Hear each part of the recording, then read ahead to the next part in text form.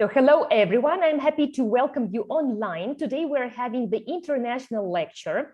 And before having it, I would like to say thank you to our information partner, WorkUA. And today we're going to speak about why workplace mental health well-being is everyone's business. And I'm happy to introduce our today's speakers. We're having two speakers today, Jonathan Rolfe, Director of Business Strategy and Operations of Implemental Company. Jonathan is an experienced senior manager with international business experience in strategic roles within both the public and private sectors. And also John Manley, consultant clinical psychologist, lead associate, mental health awareness training and primary care at Implemental Company. So Jonathan, John, the floor is yours, and we are happy to welcome you and to listen to it.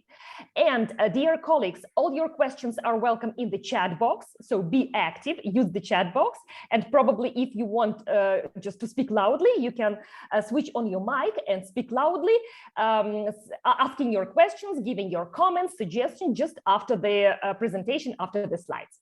Okay, we start. So Lily, thank you very much indeed for the introduction, and a very good morning to everybody. I just wanted to start by saying how saddened and shocked I am by the war in Ukraine.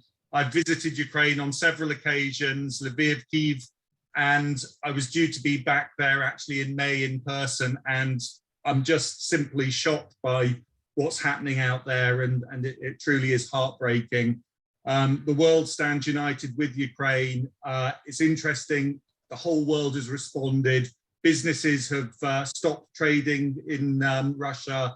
They've stopped offering products and services. You know, the international community have imposed sanctions. So the world really is standing united with Ukraine at this difficult time. I was going to talk to you today about the business case and the return on investment in looking at investing in holistic well-being initiatives across organizations. However, given the current situation, I wasn't sure that that was really the best subject to cover with our time together. So what I'm going to talk to you about today is I'm going to think about well-being more generally and what we mean by well-being. I'm going to try and tie that into what's happening at the moment in Ukraine, and really thinking about the sort of situation of staff within organizations trying to operate in Ukraine. And I've spoken to staff in some of the organizations, so I have a bit of a sense of what the challenges are there. And I'm going to offer you a couple of free resources that might be helpful when thinking about well-being of staff during this difficult time. I'm also going to open the floor to you to share ideas of what you're already doing, because I suspect you guys are already doing loads of things to help and sort of promote well-being of your staff at this difficult time. I'm then going to hand over to John Manley, and he's going to tell you more about building resilience in the context of conflict. And I think you'll find that really interesting. So let me start by just introducing myself. So I'm Jonathan, I'm the Director of Business Strategy and Operations for Implemental. Implemental is a not-for-profit organization, a social enterprise. Our mission is to improve global mental health and well-being. And we've actually been operating in Ukraine since around 2016. And we're working as part of a project there called the Mental Health for You project with our partners GFA, which is actually supported by the Swiss Development Corporation as a grant-funded project. And the intention of the project is really to try and change and restructure mental health services within Ukraine. And it was really thinking about sort of looking at introducing a more balanced model of care within Ukraine. So not just having big mental health institutions, but really thinking about delivering mental health services within the community, and also thinking about well-being within the community. My role on the project was really supporting thinking about the sort of well-being aspects, both within the community, but also within sort of businesses and organizations that operate in Ukraine. I'm just going to invite John to introduce himself as well, so that you know who we both are. Thanks. Hello, hi, it's an honor to be here. I'm John Manley. I'm a consultant clinical psychologist. I work with Implemental, and I also work in the UK National Health Service. I'm a lead of psychological therapy services there, and also a head for professional psychology and psychotherapy.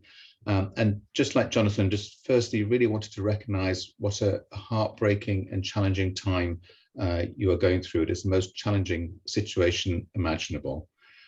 As a result, we have tried to adapt our presentation, as Jonathan said. We'll start off looking at the business context and workplace well-being in general, and then more specifically thinking about workplace well-being in the context of conflict. Do want to acknowledge that talking about these issues and supporting our colleagues and ourselves may bring up our own personal experiences, and please do take those to your normal support networks, if that's family, friends, or colleagues or HR. And apologies, I have got a bit of a cough and a cold today as well. But I'll hand back to Jonathan and check in later. Thank you, John. Thanks for that introduction. So without further ado, I'll jump into some of the content. And firstly, I just wanted to set the scene by talking about what we mean by mental health and what we mean by well-being and the differences between those. So to start with, we all have mental health, and our mental health is not static. It can vary. At times you might experience poor mental health, other times good mental health. It's dynamic, and it also depends on what's happening within our life. There are particular risk factors within our life that might influence our overall mental health. So for example, as a child, if we experience trauma, that might have a negative impact on our overall mental health and create risk factors for our mental health. Another example is bereavement. We may experience bereavement, and that may take over and become more of an issue, which then sort of creates a poorer mental health state and can lead to depression if it's a prolonged period of bereavement. So there are particular things within our life cycle that are risk factors to our overall mental health. And I just want to highlight the fact that mental health conditions are common. 1 in 4 of us will experience a mental health condition within our lifetime. That's a huge number. And in times of war, that may increase. But as John will talk to you later about, you will see that actually we are quite resilient. So whilst, you know, the risk factors there, as a population, we are more resilient than we may think. And there's things that we can do to try and help promote good mental health and well-being. And we'll talk about those as we go through the presentation. So when we think about well-being and mental health, this slide just highlights that they're 2 different things. So we can have a mental health condition. We can have something that's common, such as depression or anxiety, but it doesn't mean that we won't experience high levels of well-being.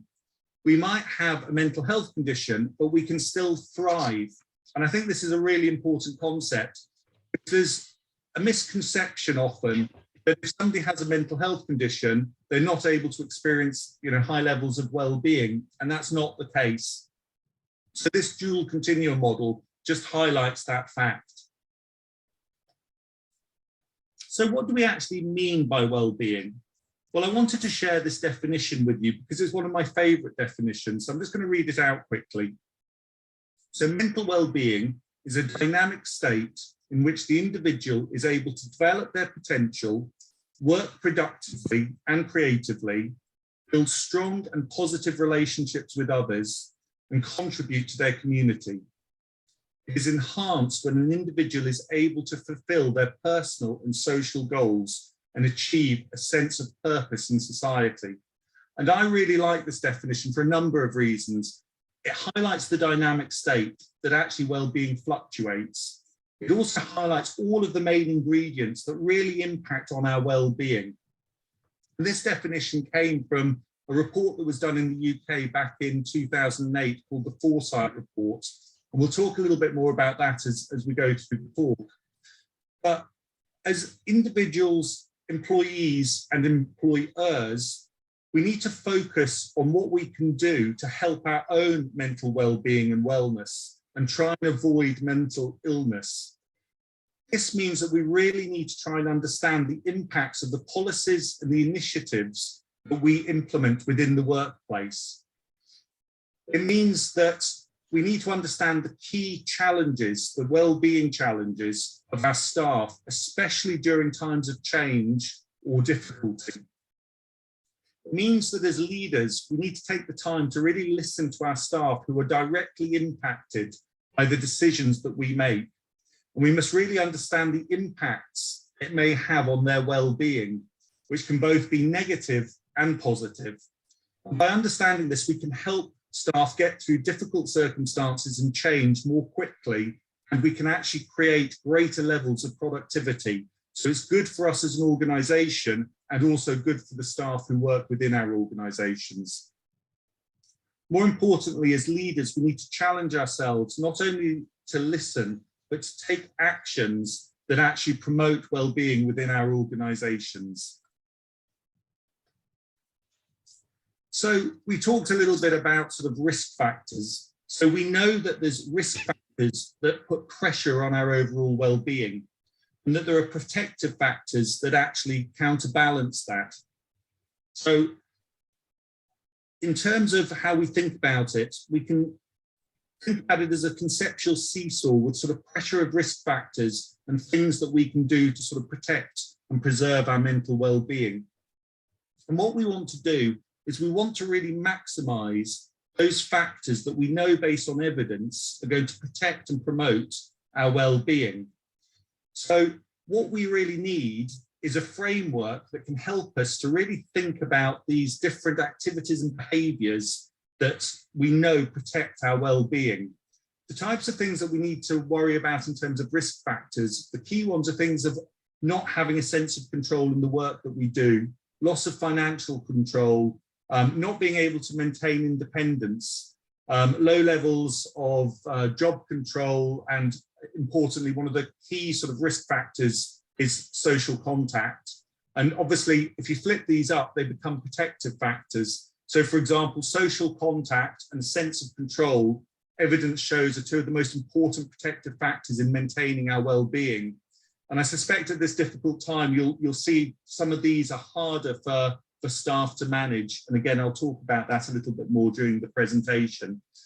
But now what I'd like to try and do is share with you a framework that we developed back in 2008, based on the Foresight report that's created on evidence of the things that we can do to preserve our own well-being. So if the technology allows me, I'm going to just try and switch screens. And share with you.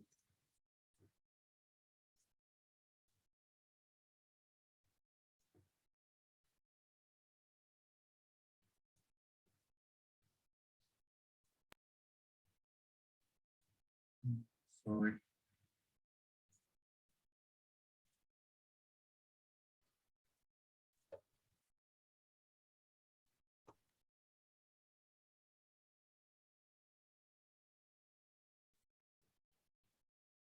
I'm hoping this is going to work. I'm hoping you can see the screen. Welcome to the Wheel of Wellbeing. We believe that the way we think and feel is just as important to a long and happy life as good food and physical exercise. Why? Because all over the world, research is showing us that people with higher levels of well-being are more resistant to colds, feel more connected to others, and can even live up to 7 years longer. They recover from surgery more quickly, feel pain less acutely, are more creative, and are better at problem solving. If you'd like to know how well-being can be improved, check out our Wheel of Wellbeing. That's WOW for short. It includes 6 aspects of well-being, all linked with a positive suggestion for action. So for body, the action is be active. For mind, it's keep learning. Spirit's about giving. People's about connecting. Place is about taking notice. And planet challenges us to care. If you're as interested in well-being as we are, Whether you're a guy, gal, gran, group or government, welcome. We hope you'll find this site a great place to explore, learn and share information about things that help us all think and feel better. I'm going to call it right now. I think I found the single biggest productivity hack of 20.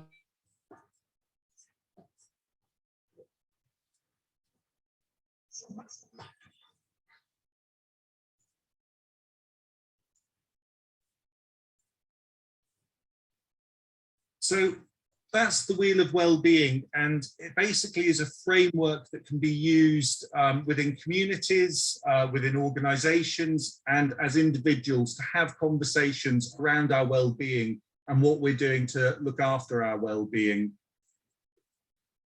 I now wanted to move on and to really think about what is the impact on employee well-being working for a company in Ukraine at this time. I really want us to sort of work together to understand this a little bit. So let's start by really thinking about what the current situation is in Ukraine. And you obviously understand this a lot better than I do, but I've spoken to people to try and get a feel for what's happening at the moment and how businesses are operating at the moment within Ukraine. So broadly speaking, we've identified that there's sort of 3 different sort of groups of staff who might be working in sort of 3 different geographies, essentially working and trying to work within sort of the conflict zone, the sort of red zones where the war's at its highest intensity. Other staff who have actually sort of migrated from perhaps other places within Ukraine to the west of Ukraine, for example, Lviv. And then another group of staff who've actually left Ukraine altogether and moved to either Germany, Poland and other European countries.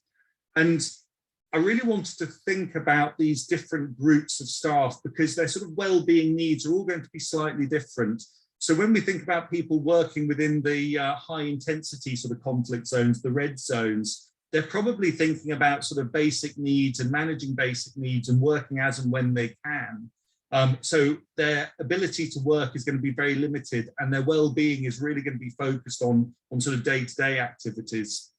Then you've got the staff group who've moved perhaps to the west of Ukraine, and they've obviously been displaced and they're thinking about sort of integration into sort of new places. They're thinking about trying to gain control again over their life. They're looking at the sort of challenges of integration within a new environment in Ukraine.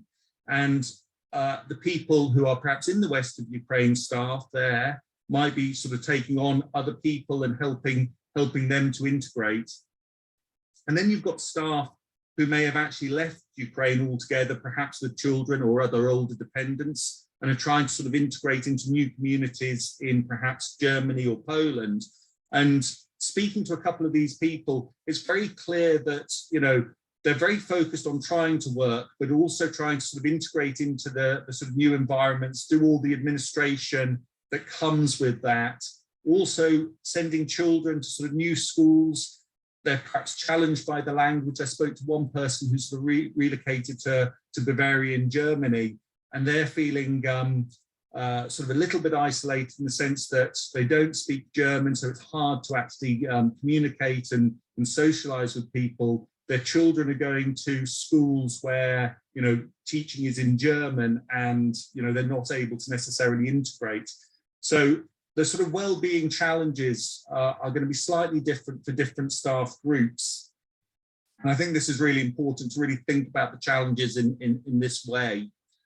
And then if we think about the business environment, one of the key protective factors is sort of financial stability and economic environment. So, you know, in terms of the business environment, businesses are going to be sort of experiencing different things depending on their situation. So, for example, international businesses may be a little bit more secure and feel a little bit more secure to employees in the sense that they may have the ability to sort of operate more freely outside of Ukraine. They may be less dependent on the Ukrainian economy for business survival, so their roles perhaps feel more secure. Those working for perhaps industries within Ukraine that are more dependent on the actual Ukrainian economy directly may feel more at risk. So perhaps organizations such as manufacturing, perhaps other organizations that are physically based and dependent on infrastructure within Ukraine, and they may feel sort of lower levels of well-being and greater levels of insecurity. And one example would be that I heard recently one public sector organization was asking staff to take a 20% pay cut. So obviously, you know, that is going to have a very large negative impact on their overall sort of levels of well-being, and also a sense of control, just given the disruption that the war is actually creating on people. So if we think about these sort of two different levels, what I want to do in a second is hand over to you to actually share some ideas of what your organizations are already doing. But before I do that, I just wanted to highlight a couple of resources that we can offer organizations in Ukraine. So two resources. The first resource is a well-being course, which is absolutely free. It is in English. It's on the Implemental website, and it's a self-guided well-being course, basically, of about 6 or 7 modules. The second is the Mental Wellbeing Impact Assessment. And this is a tool, it's a sort of lens, if you like, to actually look at the different staff groups and the different factors that we know impact on our well-being, and to really understand what the actual positive and negative risks are for each of these different factors. And I would be more than happy, if people are interested in these, to have follow-up conversations one-to-one with people. So I will share my details at the end of this. So please do feel free to get into contact if you feel that these might be helpful to your organization. Like I say, they're totally free resources that you could utilize. So based on what we've heard so far, I just wanted to ask you, what are you actually doing as organizations at the moment to support employee well-being during this time of war that you'd perhaps like to share with each other? And also, what else do you think you could be doing? So I'll just pause there for 10 minutes to open the floor up.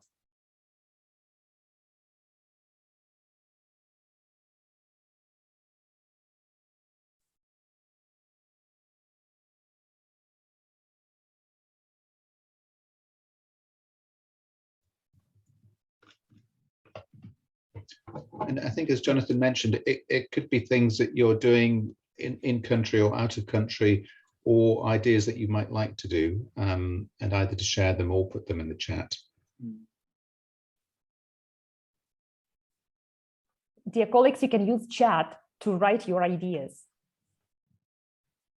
So some examples that were given when I was speaking to companies was some companies organized pizza events in Lviv for staff who'd either already living there or moved to Lviv, and other initiatives to try and keep those sort of social contacts that we know are really important for our well-being. Others were just giving lots of flexibility in the way that staff could work, thinking about, you know, allowing them to integrate within new environments and being much more flexible around work. I'm just wondering if there are other things that you are all doing that you might like to share with each other.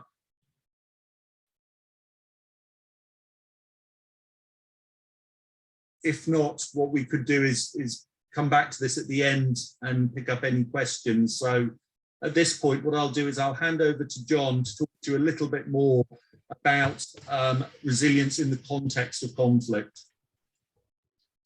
Great, thank you, Jonathan. As we said, we want to now move from looking at the business context and general workplace well-being to more specifically resilience at this time for people in Ukraine and the Ukrainian workforce and your colleagues. What we mean by resilience is the ability to face adversity and to recover quickly after bad things happen, to bounce back after a bad event or series of events. It means that we can face the challenges head on without being overwhelmed by them. It doesn't mean that we experience any less distress or grief or anxiety. It's more accepting that and handling it in a way that can foster growth and strength. So we wanted to look at understanding the impact of conflict and what the conditions are necessary to build resilience and what you can do. So first of all, yes, Jonathan. One of the things that is really striking is that in emergencies and in conflicts, often, very much so in Ukraine, people do show great resilience. Nearly everyone will experience psychological distress and anxieties, but these usually improve over time. However, some will go on to experience a mental disorder, perhaps double the normal kind of rate. Yeah. What the impacts can be, it can be due to exacerbating pre-existing problems. So somebody may already have difficulties such as depression or anxiety, or they may use harmful coping strategies, such as using alcohol or non-engagement and withdrawal as a way to cope. And these can become worse. Or it may be more directly due to the emergency, the conflict itself, people suffering grief at the loss of loved ones, acute stress reactions, adjustment difficulties, adjusting to your world being turned upside down, having to live in a different area, work in a different area, your normal network disrupted, can lead to over time to hopelessness and sadness. Or if it's more severe, to post-traumatic stress disorder, as well as sleep disturbances, anxieties, worries. In addition, the humanitarian efforts themselves can be stressful, trying to find out basic information about how to access food, resources, basic services, or the stress, as Jonathan mentioned, about living in a foreign country and getting to know new people and new regulations far from home. Yeah. Trauma itself occurs when something happens which is dramatic and overwhelming and outside of our normal framework for understanding the world. And it can come with a whole flurry of emotions and memories and thoughts and the consequences of that for us, which can be very disturbing and hard to understand. Usually, most of these symptoms and the symptoms of acute stress and adjustment do resolve once the threat has abated and resolved, but some people will go on to develop post-traumatic stress disorder. And these are the signs or symptoms of that. So it may be re-experiencing the traumatic events, memories through intrusive memories that pop up, nightmares, flashbacks where you get that sense that you're back reliving it again. Or it could be an ongoing sense of threat, even when you are now in a safe place. This can then lead to avoidance of any reminders or talking about the traumatic events, excuse me. And it may lead to changing our view of ourselves and the world and becoming hopeless about our future, not seeing a future for ourselves, which can lead to us feeling detached or numb. And another characteristic is becoming hyper-aroused. In a conflict situation, it's important to be very vigilant. That sets off a lot of adrenaline and stress hormones, but that can be easily triggered afterwards in post-traumatic stress disorder. So people are very aroused and they feel very panicky, have exaggerated startle responses, which can then in turn affect things like sleep, concentration, feeling irritable, or guilt. Usually in terms of managing this, we would say, because it usually resolves, we would do a period of what we call watchful waiting, where you might check in on someone and see how they are, and expecting that once they're in a situation of less threat, these may reduce and abate after about a month. But if they don't, and particularly if the symptoms are severe, then it is helpful to seek treatment where that's available. And there are effective treatments, trauma-focused CBT and EMDR, for example. Yes. So we wanted to move on and think about what is the context, what are the things that we need to protect and promote recovery. And this is advice from the UK Trauma Council working with refugees. So first of all, we need that sense of safety. And that reflects our objective reality, literally to get out of the line of fire, but also our perceived sense of threat, which may be a legacy of having been in a sense of threat that carries on even when we're safe, or it may be a sense of internal perceived threat due to how we're responding to this crisis and the sense of threat and just for developing anxiety. So it's an external threat, but also we may be feeling threatened by our own physiological responses to this. When we are outside of that crisis zone, the conflict, it may mean things like being careful about, for example, how much we're looking for news and seeking reassurance about the situation. So there is a very simple guideline suggesting that perhaps only to look at news twice a day, not before bedtime. This other aspect that's very important is thinking about calming ourselves. This does relate to calming that internal sense of threat. We can, under stress, feel very agitated and very anxious, and we can deal with that in two ways. One is by changing the meaning of that. First of all, really emphasizing this is a normal reaction, and it will pass in most cases. But then also physiologically trying to calm ourselves as well can be helpful. And that may be using formal techniques like relaxation training, breathing control, some people mindfulness, yoga, thought challenging. There are various methods which we can touch on later to help try and calm ourselves in terms of our understanding of what's happening to us, but also our physiological response to that.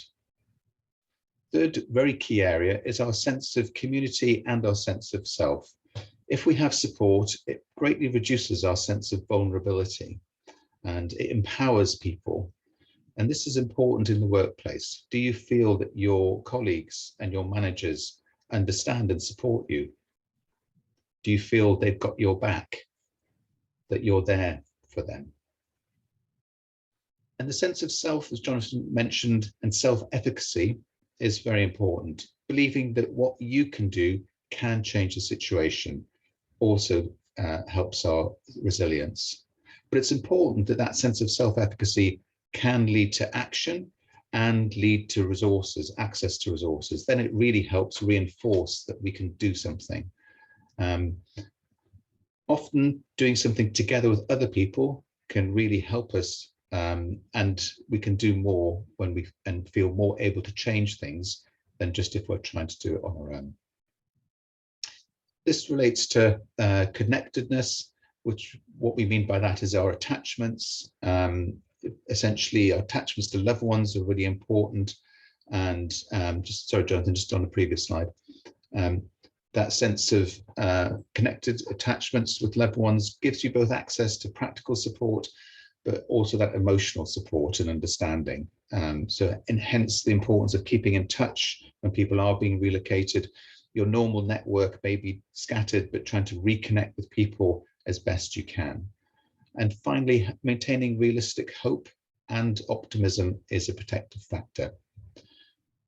And these are some of the elements that we incorporate in things like psychological first aid, which the World Health Organization advises that we can all use. It's trying to help people feel safe, connected to others, calm and hopeful, having access to social, physical and emotional support, and feeling able to help themselves as individuals and communities. Yeah. So what can you do as a peer, as a colleague, and as a manager? This is actually crucially important. There was a study, for example, looking at soldiers who've been in combat situations, and when they came out of the battlefield very distressed, what the reaction of their army captains was. And that made a big difference on whether they went on to develop mental health problems, post-traumatic stress disorder, possibly even more dangerous thoughts about suicide and so on, perhaps. The key thing is people to understand that this is a normal reaction to a very abnormal situation. So having anxiety, feeling intrusive memories and nightmares and stress does not mean that you're weak, not that there's something wrong with you or you're going crazy. You're reacting in a normal way to a very abnormal situation. This is really critical because what we know about mental health is it becomes particularly ingrained when we blame ourselves for the psychological consequences of what we're going through, in a way that you wouldn't blame yourself, for example, if you had diabetes. And that self-blame also means that you may stop seeking help.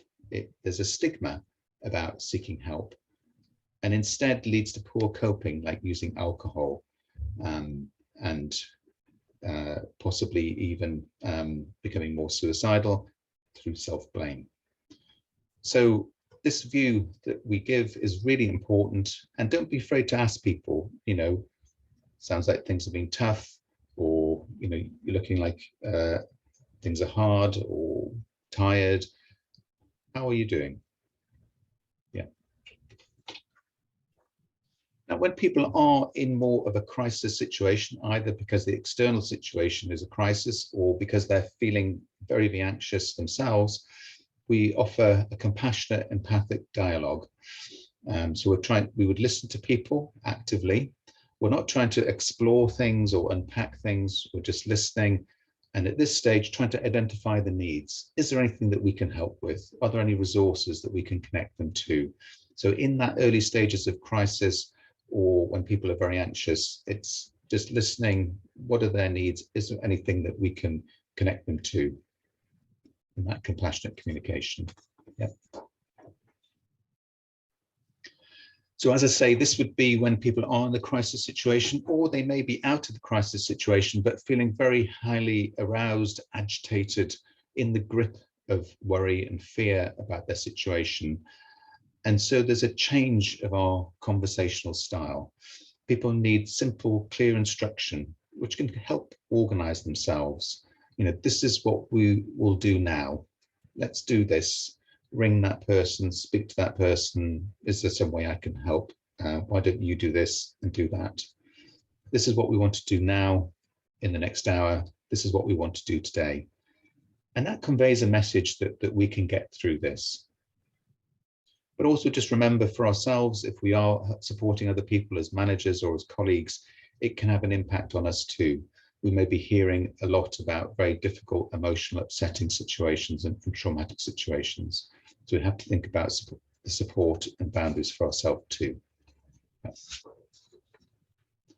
So some of the things that can help, as we said, would be thinking about community, building community supports. Now, if people have relocated, they may have been fractured, but trying to rebuild that virtually, or if we possibly can, as soon as we can, bringing people back together.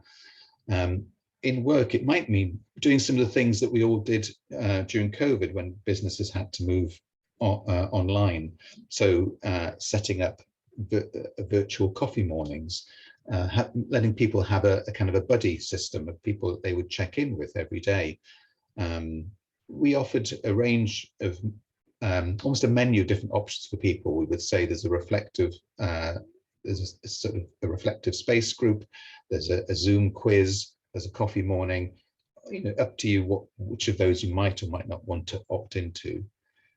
It may mean at the beginning of every meeting, checking in with people, what's going well, what's not going so well, anything we can all help with, just to kind of normalize talking about these kinds of things. And as Jonathan said, the importance of business as usual, giving that structure for people, income, normality is really important. So what it might mean when you are talking with colleagues is all the more important just to let people know you're doing a really good job at this. It's really important what you're doing. What you're doing is helping keep your staff team going. It's helping keep the business going for everyone. That's really important. Also to name and talk about things like survivor guilt. You may be, or a colleague may be in another country and other people are still in country and may feel guilt about that. That's a normal reaction, again, to talk about, to name it and talk about it. And for all of us, but also particularly managers, to be thinking about our own well-being. It's very tempting in a crisis to drop things, to think I'm too busy to look after this or do exercise and so on.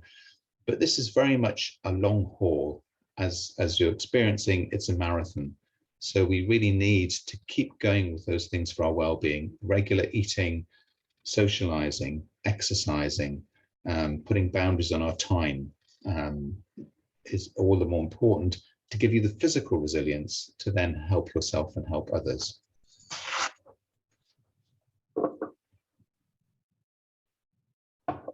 So just thinking now about what you can do and what you can encourage other people to do.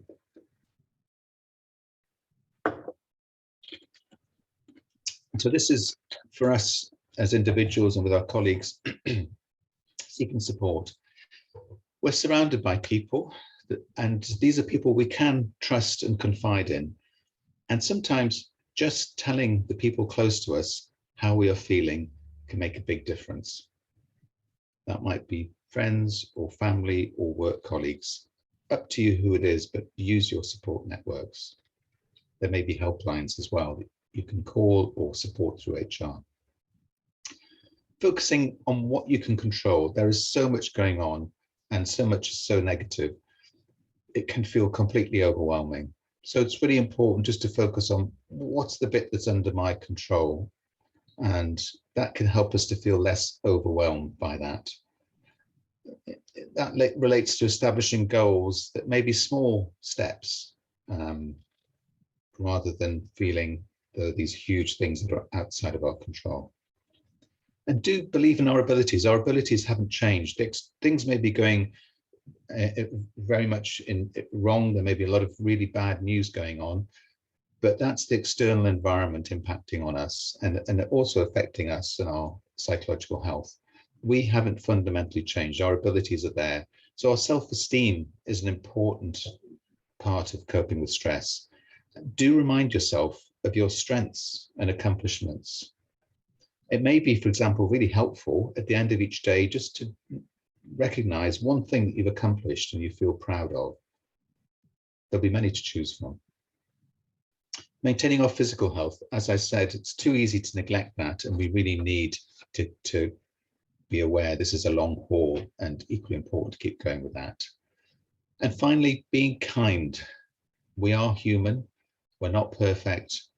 We must accept that we all will make mistakes and we can't foresee the consequences of them. And we will also achieve small and great things, and we should still be celebrating and recognizing that we're doing that and rewarding ourselves for that. Next.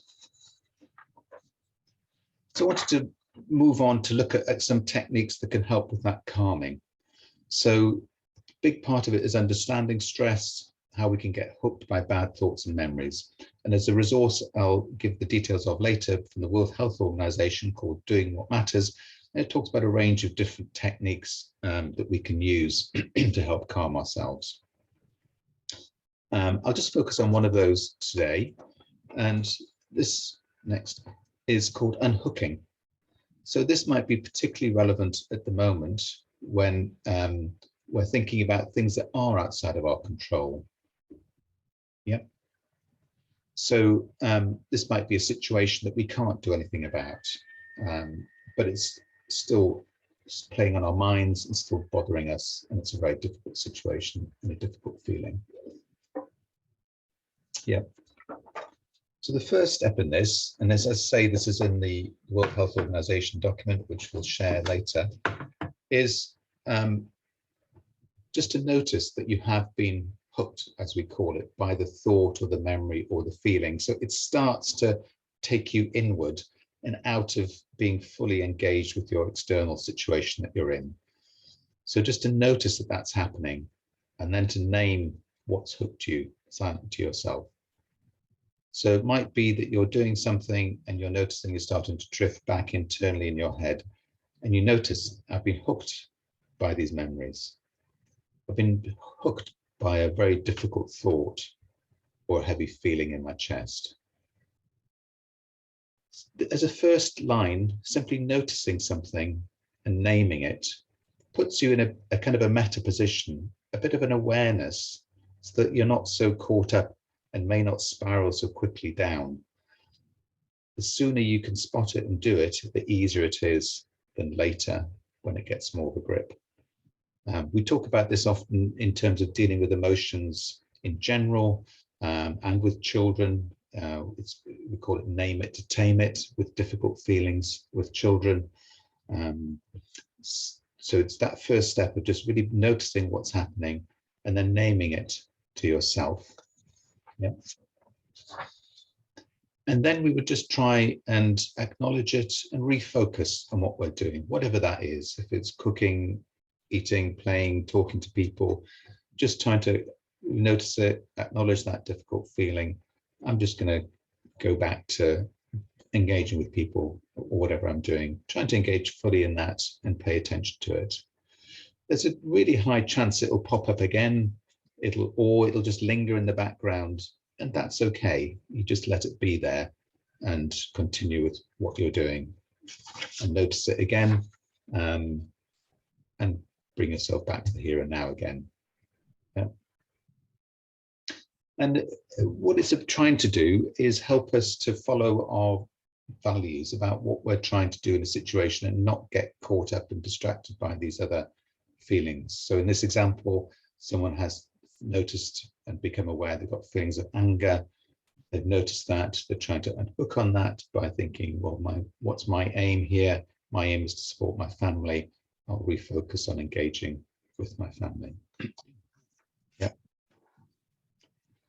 So we thought that we would have a go at doing this, but only if you want to. It's absolutely fine to opt out of this, and not perhaps to choose a big issue. And also, we're not going to ask you to share the content of this afterwards at all. It's just to have a little practice at doing this and see what the technique feels like and if this might be helpful. So perhaps all of us could just take a moment just to think, is there a negative thought or feeling that you have today that might be pulling you away from being in the here and now, might be tugging you away? And maybe think about how distressing it is, what that's about. So perhaps just take a couple of moments to do that. You may notice it somewhere in your body, or maybe thought or worry.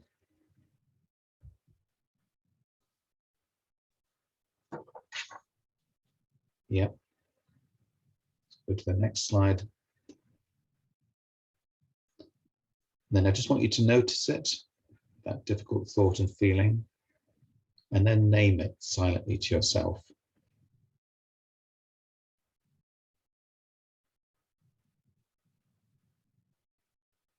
And then when you've done that, just to try and refocus on where you are and what you're doing. So that might mean looking around your situation, just acknowledging where you are, what's around you, what the weather's like. It might mean refocusing on this presentation, on the content. For example, thinking about, is there anything from this presentation today that you might take away, you might talk about with colleagues or decide to act on? So just try and refocus back on what's going on around you in your room, looking around at things, ordinary things, or what's going on in this presentation, and what the weather's like, or things in the presentation that have been useful or that you might think a bit further about or explore, and refocus on what you're doing.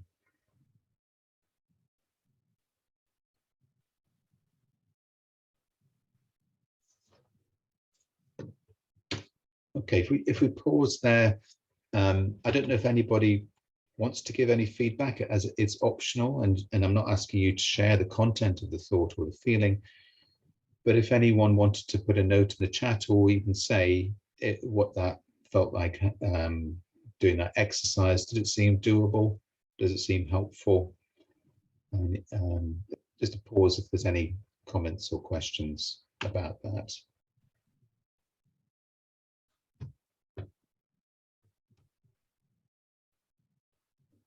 As I say, I'll give the resource in a moment that has a bit more information about it, so people can look at that later. Or we can finish off, and then in any questions or comments or discussion, people can say comments about that or any other techniques. Okay, if we go on to the next one. So just to recap, what 2 things will you take away from today? Anything you'd like more on? If there's any ideas, please do put them in the chat or email the organisers, Lilia or Jonathan Rolfe, emails there. So maybe just to have a think for a couple of minutes about some things that you might want to take away from today, jot them down. I know it's difficult with these things because we realize with training, it's a bit of a one-off. That's why we really encourage you to, if there's something that grabs your attention, to follow it up, either talking about colleagues with it, saying, watch this webinar, there's a bit here that's interesting, or look at this resource, we'll give the resources in a moment, because following it up and putting it into practice is what we find really makes the difference. So I encourage you to make a note of that. Yes, I see the question in the chat box from Julia.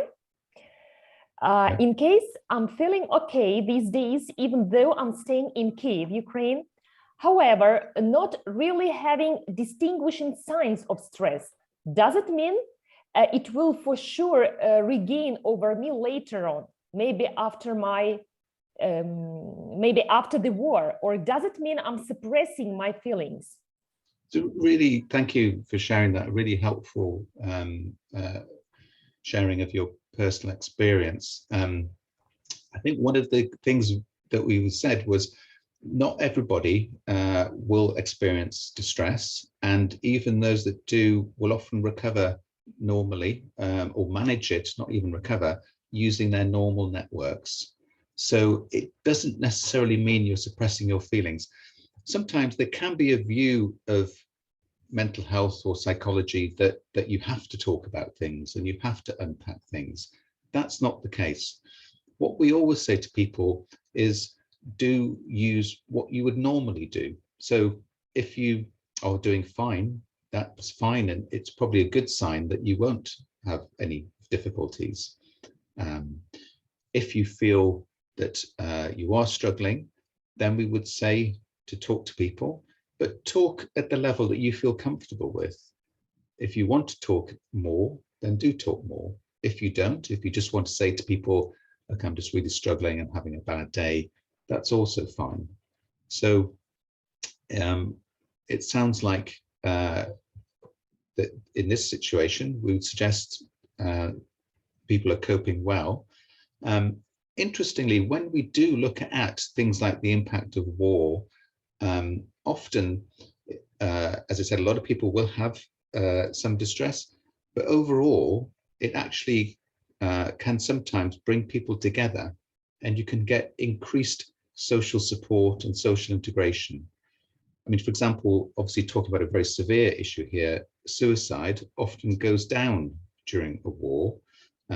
We also noticed it in the UK during COVID, during the lockdowns, the rates of suicide went down because there's a sense of community support, we're all in this together, and social integration. What's difficult in mental health is when people think this problem is because of me, it's my fault, I'm the problem, and then they don't seek help for it because they see it as a personal failing as opposed to a psychological problem. Whereas in a conflict situation, it's more clear the problem isn't you, the problem is external. It can have these impacts on anyone, and we're all in this together. And in some ways, that increased social integration and it can be helpful. So it sounds as though you're managing this very well. use your normal support networks. It doesn't mean at all that necessarily things will be different later or that you're suppressing anything.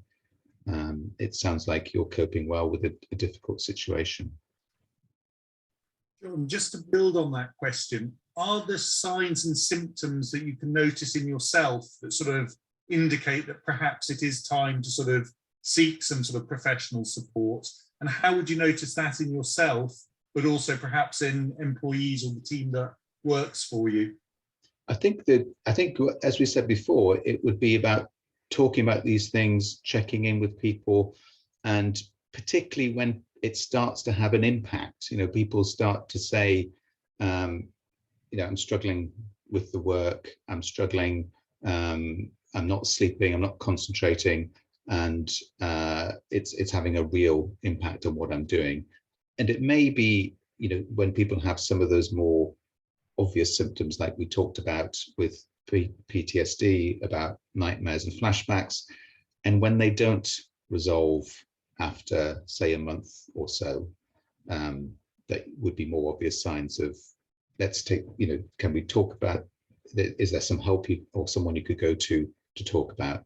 So it's probably when people feel they're not coping, and when it's having an impact on their life, they're starting to withdraw. You notice they're calling in sick, they're not turning up for meetings and so on. They're withdrawing from their normal support. Then those would be the signs that it's time to perhaps inquire a bit more and not be afraid to ask, how are you doing? You seem tired. I notice you didn't come along to that thing. What's happening? I guess perhaps having mental health champions within the workplace and creating champions where staff know that they can approach these people and talk about how they're feeling. And I know one organisation, for example, has mental health first aiders and mental health champions. Within the organisation, they wear sort of a yellow lanyard so that they can be identified and they're approachable to So I guess, thinking about introduction of perhaps support within the organisation, mental health first aid. I think that's a really good idea, because they can be a liaison and a resource person. Ultimately, we want all of us to be mental health champions. If we just go on to the final slide, and then we can talk a bit more about this. I think one of the things, for Ukraine, the war is a shared experience for you that you all go through, but with your own fears and impacts and in your own personal ways. But together, working together, its mental health impacts can be reduced. Ukraine has had high rates of alcohol misuse and suicide, and there is actually an opportunity now to change the message, to reduce the stigma about mental health and about help seeking for psychological issues and well-being that could change lives. In the UK, for example, we've had people like Prince Harry, who was a soldier, talking about his own mental health experience. It's really normalized that we can suffer these things, and it's okay to talk about it and to seek help. So this is potentially an opportunity to change that stigma through all of us acknowledging we're all going to be impacted by this and checking in with each other. So working together, its impact on mental health can be reduced, and we can change things. And as we've suggested, there are things that you can do to help yourself and those around you. And these are those resources I mentioned. So this is the World Health Organization leaflet, which talks about a range of things you can do in stressful times. And also there are some free leaflets which have been translated into Ukrainian and Russian about understanding trauma for when it gets to a more severe level as well. As we said before, and thank you very much, and that's the end of the slides. So I don't know if anyone has any further questions, remarks, thoughts, or anything that they'd like to share with us all, and I'll hand back to Lilia at this point and say thanks very much for your attention, and it was a real privilege and a pleasure presenting to you today. Thank you so much, Jonathan. Thank you so much, John, for sharing your experience, for sharing your valuable knowledge. We see that there are the words of thank you in the chat box. Thank you so much for your advices, for replying to my questions. Thank you so much. Okay, if we haven't got any questions right now, so probably they will appear later in the evening or tomorrow. So all the participants can forward their questions to me or to you to join in LinkedIn, and probably to discuss some personal issues, personal questions with you regarding their companies, their employees, etc. So thank you so much for being here. Have a nice day and take care. Thank you all very much. Thank you very much indeed. Thank you very much indeed. It's been an honor. Thank you very much. And please do get in touch.